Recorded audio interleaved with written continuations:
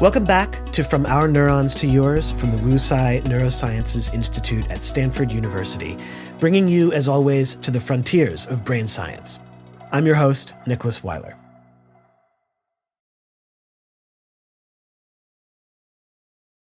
Most of us can agree music is awesome. How else are you going to get together with a huge group of people and jump up and down and feel connected to people who you've never met before? How else can you sit in your room and feel transported into another world, another way of thinking? How else can you feel emotions you didn't know how to put words to, but somehow a set of sounds coming through your eardrums can attune you exactly to the thing that you wouldn't even be able to describe? Regardless of your taste, regardless of what music does it for you, there's probably a role for music in your life. But the question is, what makes music so powerful? Why does this combination of sounds and rhythms and beats, why does it grab us and affect us in the way that it does? There's also increasing evidence that that power of music can be used to heal, to help people with Alzheimer's disease reconnect with their memories and loved ones, to help people with Parkinson's disease begin to move again, to treat chronic pain, and to help people get through trauma. To help us understand what we're learning about the neuroscience of music and how it can heal and enrich our lives, we're fortunate to be speaking today with Dan Levitin. He's a musician, a producer, also a neuroscientist, and a best-selling author. His newest book is I Heard There Was a Secret Chord, Music as Medicine. Here's my conversation with Daniel Levitin. So Dan, it's been nearly 20 years since you published This Is Your Brain on music. And now with your new book, I Heard There Was a Secret Chord, about music as medicine. I heard you say that this is the book you wanted to write back in 2005 or so, but the evidence wasn't quite there at the time. What's changed in that time? Well, so I wear two hats, as it were. I've been a performing musician since I first played professionally at age 16 with Mel Torme. I have had the wonderful experience of being on a stage and seeing how the process of playing music can transform the musicians on the stage from being a bunch of grouchy, impatient people to being better versions of themselves, sometimes. And I've seen the transformation of audiences. And people come up after a show and they say, oh, I was really depressed, or I was trying to escape for a while. I'm in a better mood now. I had aches and pains. They disappeared during the music, all of that. So when I set out to write Brain on Music, which I started in 2004, I wanted to talk about that. But as a scientist who had done my postdoc at Stanford University Medical School. Welcome back. Thank you. And very concerned about not say things for which I lacked scientific evidence. I couldn't write a book about medicinal and health effects of medicine. There just wasn't any solid research. There weren't randomized controlled trials. There weren't rigorous studies. But what changed is, in the last 10 years in particular, thousands of articles have been published in peer-reviewed journals looking at music and medicine, broadly speaking, the way music can treat injuries, diseases, disorders, the way it can increase immune system function. When I entered the field, I got my doctorate in the 90s from the University of Oregon, we didn't even have neuroimaging yet. Mm. And so the neuroimaging revolution, it was started by Peterson, Posner, Fox, and Rakel with their first PET study, where they captured the brain in the act of thinking. That opened up a whole new set of possibilities. And fMRI came soon after that. Vinod Menon and I at Stanford, along with Gary Glover, published one of the very first neuroimaging studies looking at people listening to music. And so I think it was largely technology-driven, that we now had a way to take something that was kind of squishy and unscientific seeming, like emotion, and we had a way to get some objective biological evidence for what was happening. One of the things that you mention in the book is that the effects of music on people is incredibly individual. And we need to have some understanding, as you're saying, we need to be able to see what's going on in the brain to kind of understand how different kinds of music affect different people, how you would design studies to do that. In your book, you go through a lot of different examples, and I very much appreciated the playlist that came along with the book. It was nice to be able to follow along and listen to the songs you were talking about. I think, as you mentioned, there is a tendency or a fear that people might see the idea of music therapy as somehow woo-woo. So let's make the case. Maybe we can go through some of the key case studies. I mean, what examples convinced you that the science here was worth writing a book about now? Well, I think maybe the strongest case is Parkinson's disease. Parkinson's, as we know, is a neurodegenerative disorder, is associated with destruction of cells in the basal ganglia and affects voluntary movements. Now, I'm saying voluntary because that's different than involuntary movements. If you hear a loud sound and you jump out of the way, that's an involuntary movement. Parkinson's patients can still do that. It's the voluntary movements, getting food from the plate to their mouth with a fork, trying to put one step after another, trying to speak and have the words come out smoothly. All of these require very precise timing, and the timing circuits in the brain are damaged in Parkinson's. But what we've seen is that if you play music with the same tempo and a discernible beat, a strong beat, keeping pace with a person's walking speed, maybe like that, within about 5 seconds, there are entire populations of millions of neurons that automatically synchronize to that beat. Those neurons are intact, and the brain can scaffold on them, finding this external clock, and then Parkinson's patients can walk where before they couldn't. A Parkinson's patient who might freeze can start walking again.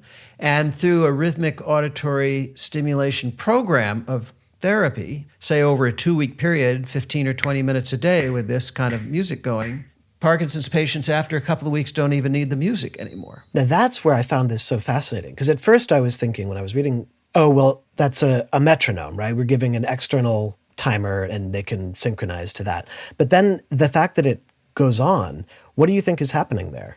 Well, so I'm glad you brought up the metronome, Nick, because the first question that any skeptic would have is, well, why not just use a metronome? And we tried that, and it doesn't work nearly as well. And so it led William Ford Thompson, one of the great music cognition researchers in the world, has a theory about it, which is that music is unusually engaging. It's multidimensional. The metronome is basically one-dimensional, but the music has this compelling quality that draws you in. It's got chord changes and melodies and instruments that are changing what they're doing.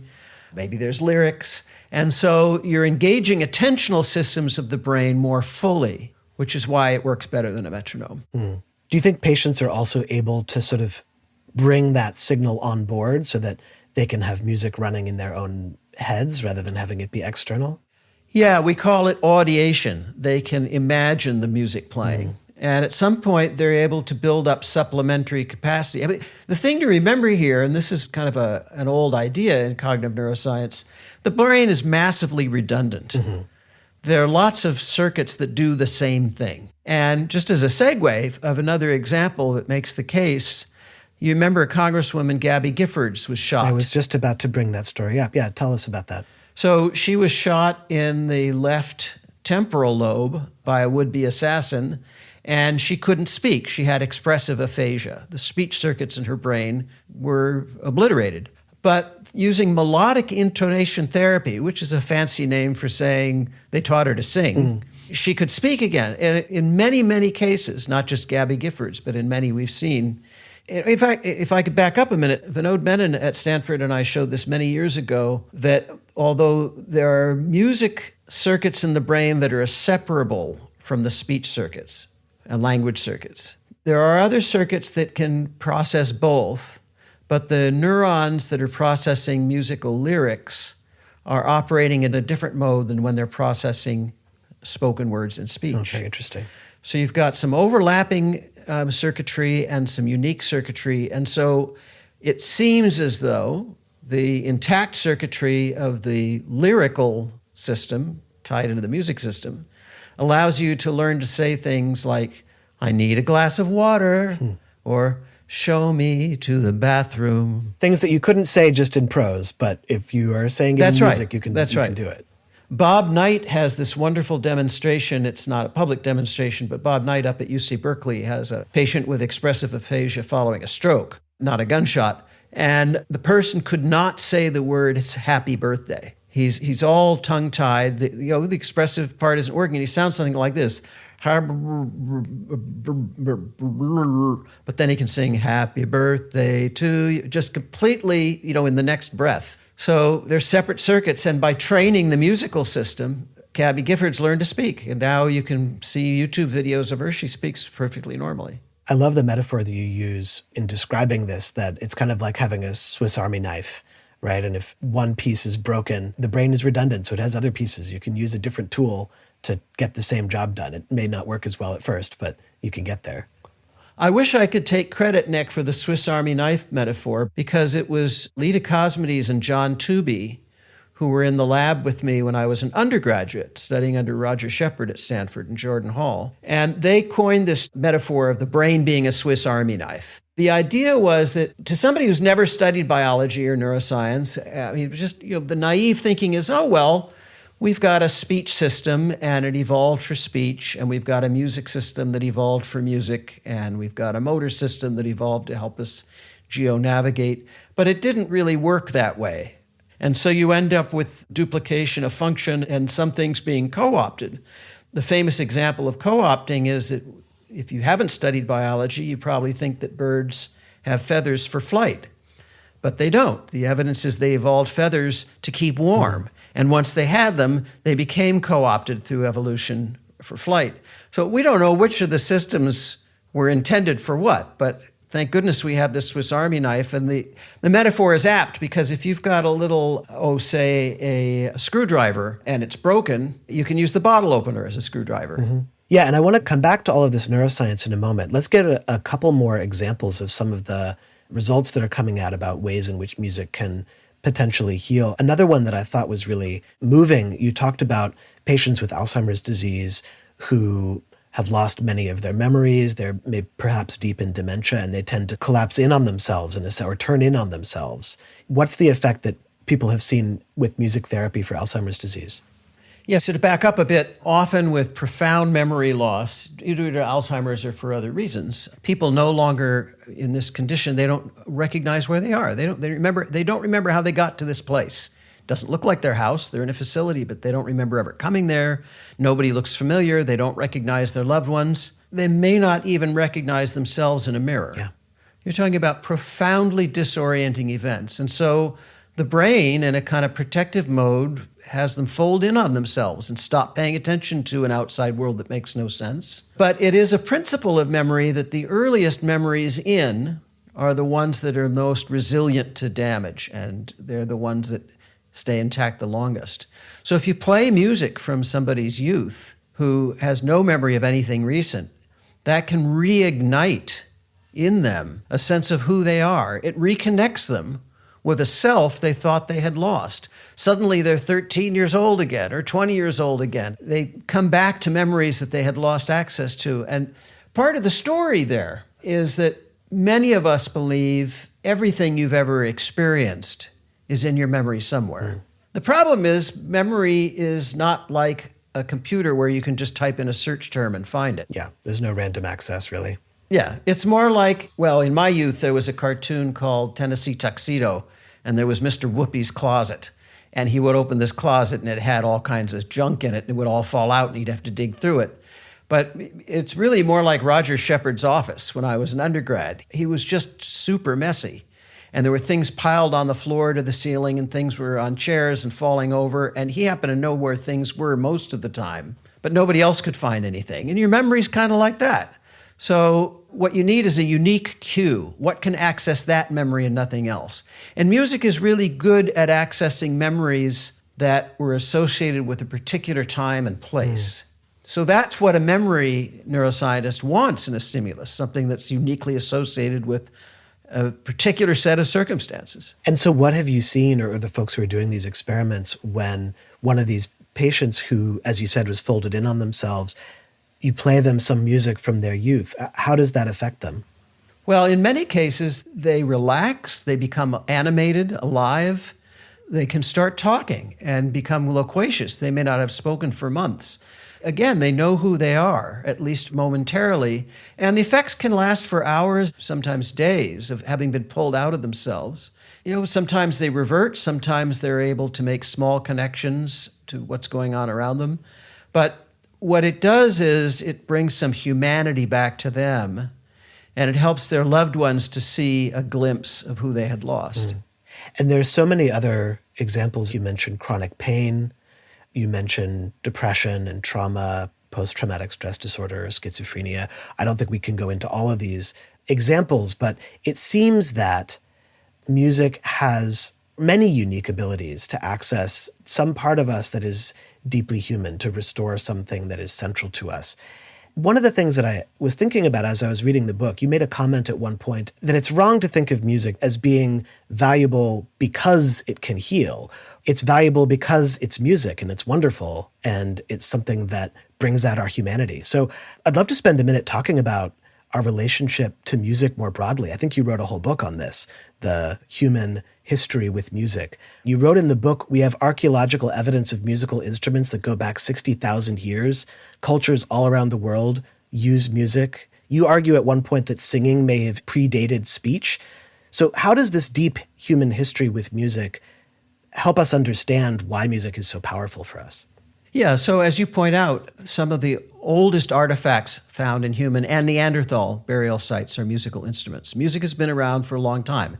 We've co-evolved with music. And the question about what it can teach us about humanity is an important one. And I would frame it in terms of art in general. As my colleague Mike Gazzaniga has written, and others, Samir Zeki, what is it the arts do for us?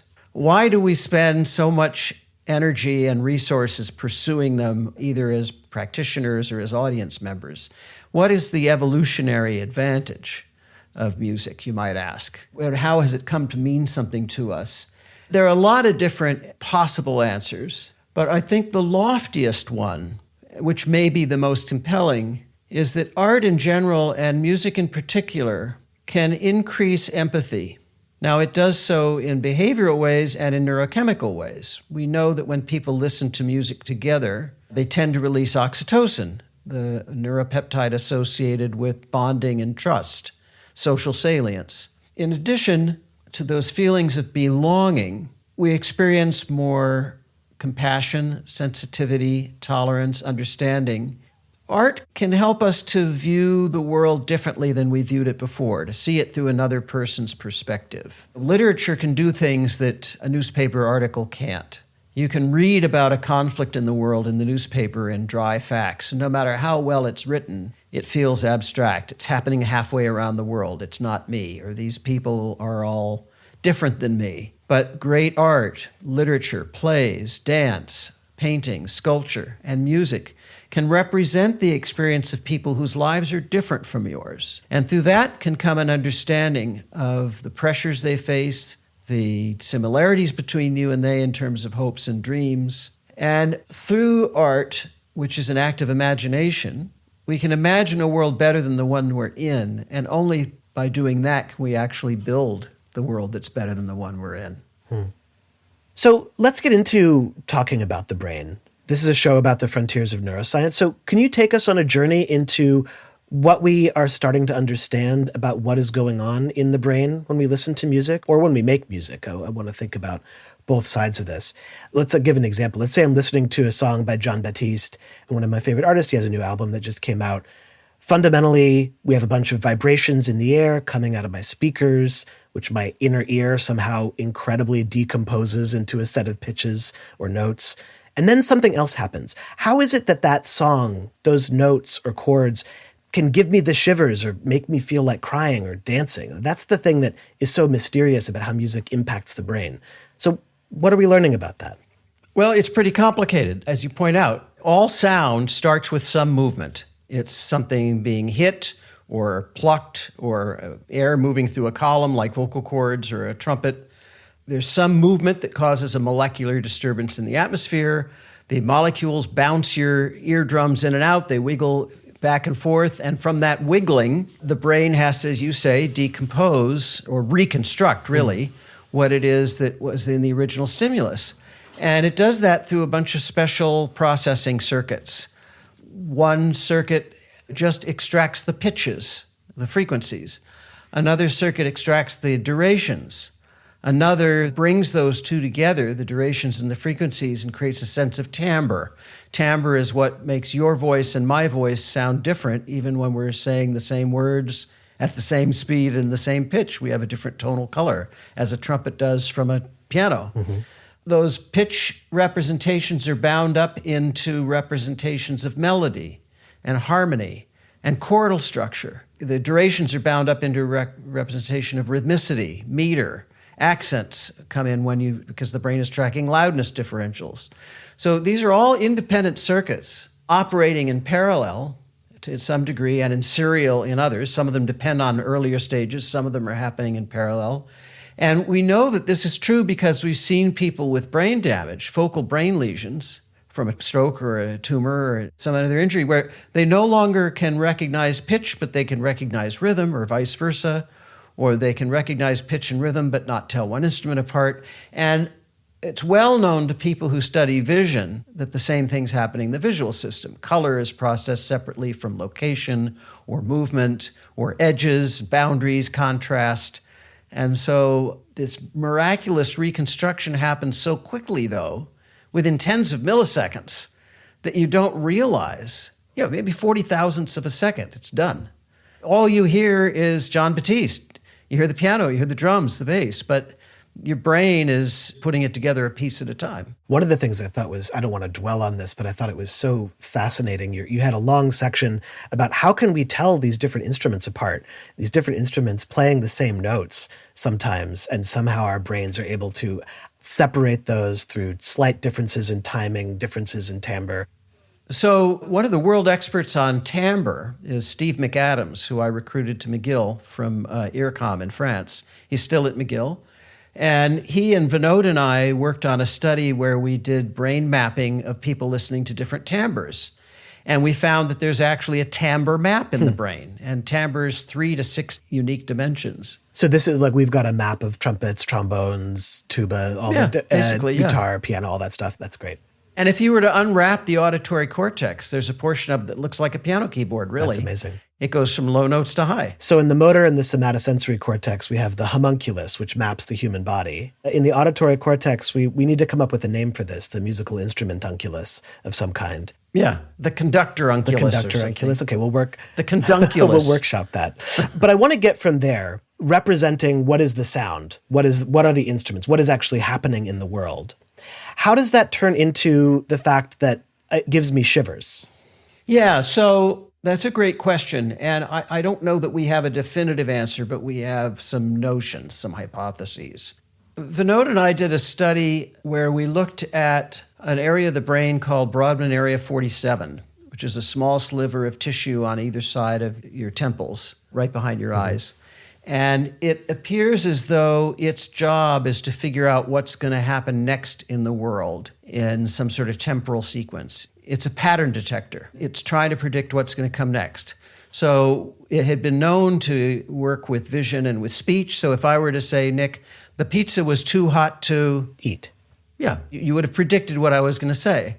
Now, if I were to say the pizza was too hot to sleep, your Brodmann 47 would go, oh, well, that's not what I expected. And to the extent that you can make sense out of something like that, you've learned something new about the world or about language, and so that's amusing or interesting. And so Vinod and I showed for the first time that Brodmann 47 was predicting what happens next in music. The power of that finding, and there have been now dozens of replications, is that whether you know it or not, or whether you're a musician or not, your brain's trying to figure out what's going to happen next in a musical sequence. And it's got a lot of information to work from, a lifetime of listening, just as we do with the sentences. Even if we're not musicians, we have an operational understanding of what to expect in music. So if I go, ba-da-da-da-da-da-da, you know that wasn't expected. No. Or I could go, bum-bum-bum-bum, bum-bum-bum-bum, you know that doesn't come next. So your expectations have been violated. Now, the trick of the composer is to meet your expectations enough of the time that you feel like you know what's going on. But they have to violate those expectations enough of the time to hold your interest. Right. So if I had a melody that went like this, ba da da da da da da da da da da da da, you're done with me after like 5 repetitions. It's going nowhere. But if I were to go da da da da da da da da da da da, boom. Right, I'm following you somewhere. You're leading me. And I'm going somewhere you didn't expect with that last da da da, boom. And you expect me to land on bum. So this is all baked into your brain from listening to music. You don't have to know that I dropped an octave and came up a fourth, or that I was leading you to a cadence or a resolution. You feel it. And so when the composer and the performers working in tandem can finish a musical idea better than you could predict in a novel way that you never would have guessed, but somehow sounds just right to you, that's when you get that chill or that shiver. And that appears to be connected to the dopaminergic system and novelty seeking and our innate human desire to learn about the world. We are all descended from ancestors who were curious enough to go out and explore the world, at least long enough and well enough to find a mate. I mean, it goes without saying, none of us are descended from an ancestor who failed to reproduce. Yeah, fair enough. So there was a certain amount of exploratory nature there, and that's what we're doing with music. Music is a great playground for the exploring mind. I love that. Music is a great playground for the exploring mind. I wanted to get back. You've been mentioning some of the great work that you've done with Vinod Menon here at Stanford, and unfortunately, we have not had him on the show yet, but I would love to change that. Oh, he's the brains of the outfit here. I mean, okay. He's one of the top cognitive neuroscientists, system neuroscientists in the world. Exactly. Well, and he and I were postdocs together. I wouldn't have a career if it weren't for him, and he would certainly have one if it weren't for me. So you have to have him on the show. Absolutely. No, he's at the top of my list. So one of the things that you talk about in the book, and this sort of gets back to some of this power that music has over us, one of the things that he's best known for is identifying these brain networks that correspond to a kind of reflective or daydreaming state, which he's called the default mode network. And you have a beautiful description of this in the book, which I'll quote. You write, "When we listen to music, really listen, give in to it, allowing it to take us over, we often find our minds drift to thoughts of who we are, where we've been in our lives, and where we're going." Is that one of the things that helps with this idea of music as medicine, music as a therapy? Very much so. Music is a more immersive art than painting for many people. People enjoy paintings, they can be moved by them. Music feels more immersive than sculpture, than literature. I think part of the reason is because music has this built-in tempo, this thing that is moving it forward, whether you want it to move forward or not. I can set down a book after a sentence, and unless I actually get up out of my chair and hit the stop button, I can't stop the music.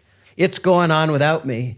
And our brain knows that that's what's happening. And as you say, to the extent we're willing to relinquish control of our thoughts and let ourselves daydream, music can enhance and evoke guided imagery and a kind of exploratory daydreaming mode where our thoughts are only loosely connected. It's called daydreaming because it's like dreaming, but while you're semi-conscious and not in bed snoring. And that's a healthful and restorative mode for the brain. The Node calls it the default mode because it's the brain's default when it's overtaxed, overworked, and tired. It wants to go there. It wants to default to not being in charge. The opposite is what Mike Zanuck calls the central executive, the thing that's forcing you to focus. Keep your eyes on the road. Finish this project that you started. That's exhausting to do. And so when we relax, our minds wander, and that can recharge our circuits to the extent that one version of the Pomodoro method for workplace efficiency is you work for 40 minutes, you take a 10-minute break and listen to music, and then when you get back, it can be as restorative as having had another hour of sleep the night before. Well, I want to connect that to something you just said. You were talking about art and how art is essentially a way of accessing empathy. I wonder if that might help explain why music might be a more healthful way of daydreaming than other kinds of daydreaming. I find when I'm in my default mode network, some of the time it's self-critical or thinking about, it's a little uncontrolled and somehow it's unpleasant and it's not necessarily productive. But somehow listening to music can bring us to, I don't know if I want to call it a higher state, but it can bring us to a state we want to be in. Part of that is that we select the music we want to hear. I imagine you could find some music that would make you feel worse about yourself rather than better. Right. We all could. Or music that you just don't like and you feel aversion. I mean, we haven't talked about that, but we've seen evidence that when people listen to music they dislike, it spikes their cortisol levels, adrenaline starts rushing, the amygdala gets involved, it hits the fear center of the brain. So this is what drove Manuel Noriega out of his compound in Panama. It was aversive music. Van Halen blasted at 140 decibels. The U.S. Army tried to get him out by cutting off all his water and electricity, but it was Van Halen that caused him to surrender. I had forgotten that story. That's great. I mean, the thesis that you state pretty clearly towards the end of the book is music as an emotional intervention, music as a way of accessing aspects of ourselves, our empathy, and so on, in a way that we can actually direct, here's how I want to feel.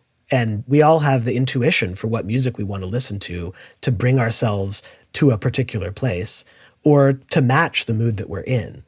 And so one thing I wanted to ask about sort of along those lines is how much of that is purely cultural, just the music we've been brought up with, music as sort of a language, we can learn any language. Are there universals in certain kinds of sounds, certain kinds of musical movements make humans everywhere feel sad or happy or excited? It's not as clean a story as one might like. So here again, we're at a frontier because there's so much conflicting information. Bill Thompson, who I mentioned earlier, William Ford Thompson, from now at Macquarie University, I met him when he was at University of Toronto. He and Laura Lee Balkwill, one of his students, and others have gone to far-flung cultures, bringing them Mozart. And the idea was, well, if there's one kind of music that has the best chance at sounding godlike or universal among Western music, maybe it's Mozart. And so they bring it to people in the Ural Mountains or in Papua New Guinea, or people have been cut off from Western music, and say, gee, don't you find this beautiful? And no, they don't. And then if you play Chinese opera to most Western listeners, they don't know they have no idea what's going on in the story. If somebody's angry, if it's happy, if it's triumphant, if there was a murder. I mean, you just can't tell from the music, but the Chinese can. So there's this huge cultural overlay, this component of having been exposed to music in the womb, because by the age of 20 weeks, the auditory system of the developing infant in the womb is fully functional. So it's filtering all the music that it hears in the environment, and train stations and television commercials and such. And not to mention, the family playing music in the home or in the car. And then we see associations in movies and cartoons, and we learn that this is culturally happy. One of the old suggestions was, well, minor keys are sad. We say here that, minor key is sad, but klezmer music is all minor, and it's not all sad. And the so-called gypsy music of Django Reinhardt is a lot of minor keys, but that's quite joyful. So there aren't any rules, but generally, slower music tends to be more reflective. Faster music tends to be more rousing. Stepwise movement in a melody tends to be more relaxing. Big leaps, especially leaps outside a key or a chord, are more stimulating. Certain sounds can be more associated with fear, distorted guitars, an instrument that might sound like an animal in pain. Some violin sounds can remind people of crying, human crying. A great opera singer can sound like they're crying or laughing. And so even without words, we pick up on these somewhat universal cues about human expression. But there's a limit to the universality. It does strike me as being quite a lot like language. It's a culturally learned thing. It's something that we have to be exposed to from an early age. And then ultimately we can express really any idea through words. Whereas with music, it's like a language for emotion. I'm getting a little bit abstract here, but it feels like it can access the emotional parts of our lives. It can access all kinds of different emotional ideas through the kinds of sounds that we've learned to associate with those emotions in the past. Yeah, and I think it's more than that even. So let's turn to psycholinguistics for a moment. So, I mean, just as an aside, I studied psycholinguistics from Herb Clark at Stanford, and it was very influential on my way of thinking about the world and about music. He's also a fine musician, Herb is. And I took classes from Bill Poser and Ivan Sag in the linguistics department. Fred Retsky's another professor. What I took from the philosophy of language and from the psycholinguistics readings was that as soon as you try to describe an experience in words, you cheapen it and you lessen it. Heidegger talks about this in Sein und Zeit. John Locke talked about the problem of trying to describe a smell to someone who has never smelled it. Language is a very poor substitute for the experience. And so with that as a diving board, I'd like to say that our emotions are indescribable, really. We can say I'm happy, we can say I'm sad. Those cheapen the experience because seldom are any of us purely happy or purely sad. There's always a mixture of emotions, and the words put them into a little box. But the right piece of music can come on and you can go, oh my God, that is how I feel. I didn't have the words for it, but yeah, that is it. I had it just this morning. I was listening to Honeysuckle Rose by Fats Waller. And I went, oh, that is exactly how I feel.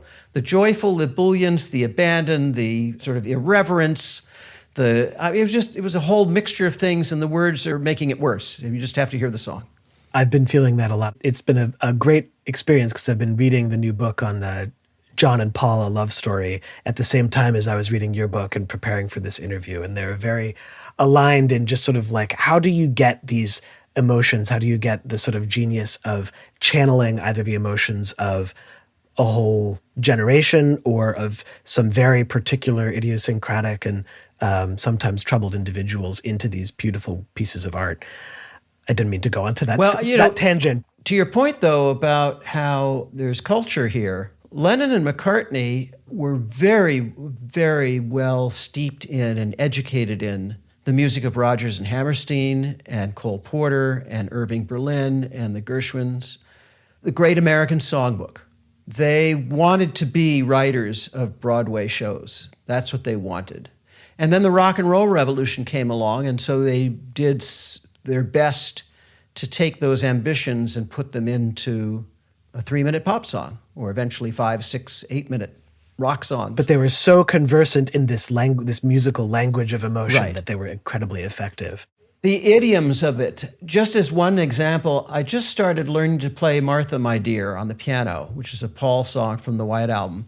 And it has a 9th chord in it, which is a chord that no rock and roller had ever used before then, I'm sure. And it's not a dominant 9th, it's an open 9. It has a very special sound. They knew what to reach for. And I was talking to Scarlett Keyes, who is a songwriting professor at Berklee College of Music, about what the Beatles managed to do. Their songs on the surface sound simple, and it's only when musicians start to learn to play them that they realize, where did that chord come from? That is a weird chord, and that's not something found in Chuck Berry and the Everly Brothers and the predecessors. You got to go back to like Louis Jordan to find that stuff, Louis Prima, the jazz guys, Glenn Miller. But one of the elements of genius of Lennon and McCartney is that they could write melodies that were so compelling that your ear followed the melody and didn't notice how sophisticated the chord was underneath it. That's the trick. There was a line about Paul writing Penny Lane sounding like a song that has always existed. Yeah. So let's talk about what this means for our everyday lives. I'm going to be more sensitive to the value of music as medicine for myself and for my loved ones. We've been talking about how music can enrich our lives and connect us to our emotions and other people. As we've been talking, this thought has been growing in my mind. We've talked about how central music is to cultures around the world. And this feels strange in a world where we're suffused with radio and streaming music and so on. But I wonder if we're somehow cut off from music in modern society, at least in the ways that music had surrounded us in earlier phases of history. And I wonder if this helps at all in thinking about why using music as therapy can be so powerful. Do you think there's anything to that, or would you frame that a different way? Well, we are cut off from music in a couple of fundamental ways. One is that music used to be, for tens of thousands of years, woven into the fabric of everyday life. There were basket weaving songs and child rearing songs and getting ready for the hunt songs and staying up half the night by the campfire to ward off predators songs. And everybody knew all the same songs. And everyone participated. There wasn't a special group of tribes people who were the singers and drum players, and then everybody else sat quietly with their hands folded in their laps.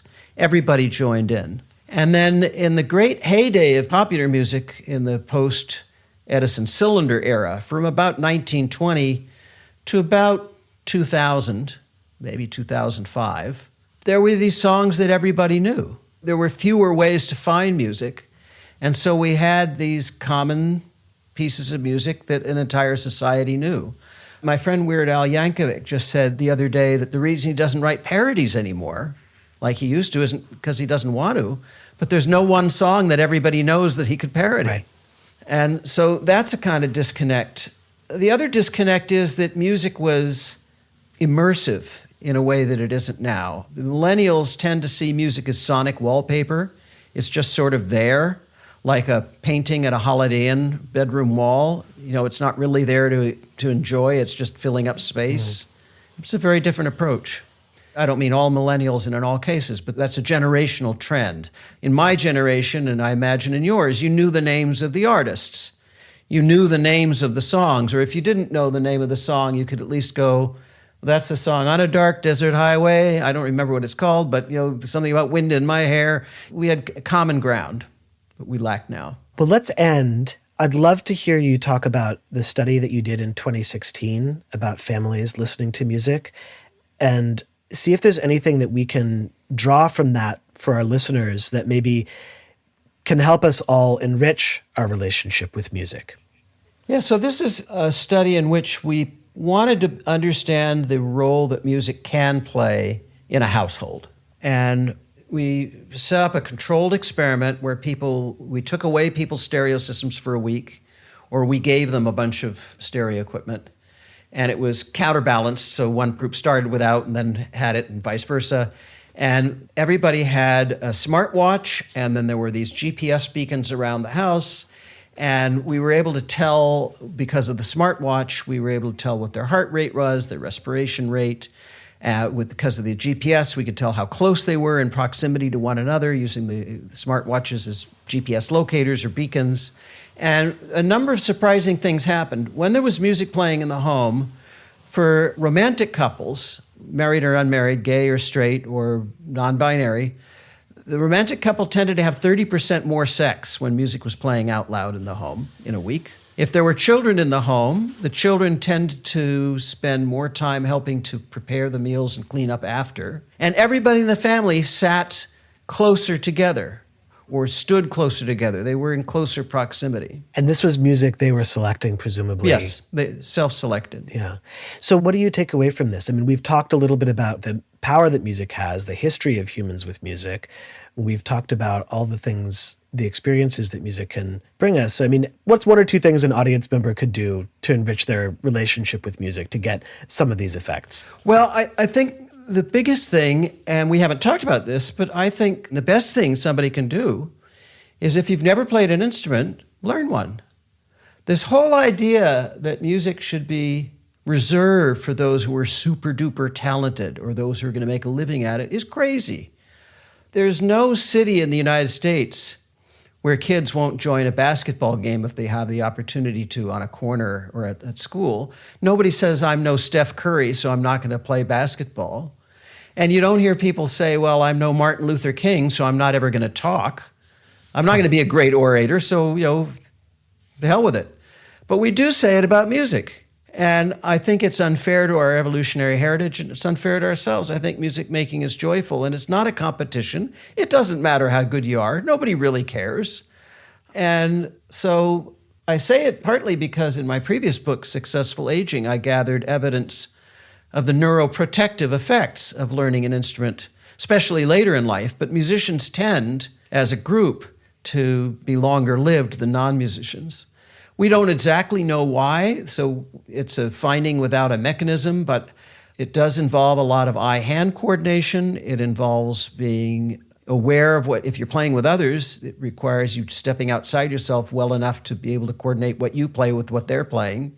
It engenders a sense of selflessness. And it also allows you to feel some sense of agency in the world, to create something. Well, for all of these reasons and more, I hope we can all make more music together. So, Dan Levitin, thank you so much for coming on From Our Neurons to Yours. It's been a pleasure. Thanks for having me, Nick.